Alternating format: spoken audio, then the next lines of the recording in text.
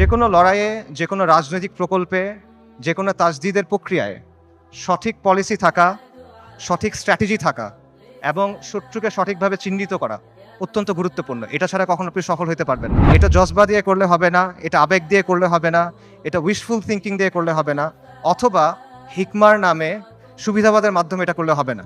কালকে যদি বনি ইসরায়েল মসজিদ আল আকসা ধ্বংস করে দেয়, কালকে যদি তারা ওখানে থার্ড টেম্পল বানানো শুরু করে, তাদের তৃতীয় মন্দির বানানো শুরু করে, কে কি করবে বলেন? গাজায় একটা হসপিটাল আছে খান ইউনুসে একটা অ্যাম্বুলেন্স আসছে, অ্যাম্বুলেন্স থেকে একটা বাচ্চা নামছে, 10-11 বছর বয়স, ওর কাছে একটা ব্যাকপ্যাক, ওখান থেকে রক্ত পড়তেছে। আল জাজিরা সাংবাদিক জিজ্ঞেস করছে যে এখানে তোমার এখান থেকে রক্ত পড়তেছে কেন, তোমার ব্যাগে কি? বলছে আমার ভাই।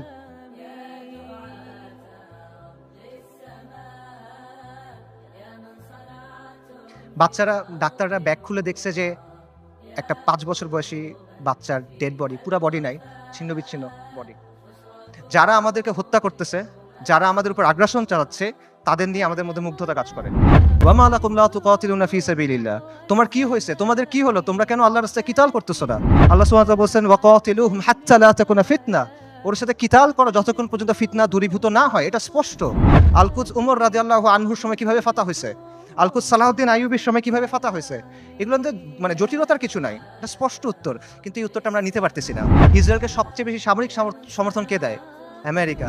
আসমান থেকে ফেরেশতা নেমে এসে আপনার জন্য জিহাদের দরজা খুলে দিবে না। আল্লাহ আপনি আমাদের কাছ থেকে নেন, যতক্ষণ পর্যন্ত আপনি খুশি না হন আপনি আমাদের কাছ থেকে নেন, আমরা প্রস্তুত আছি।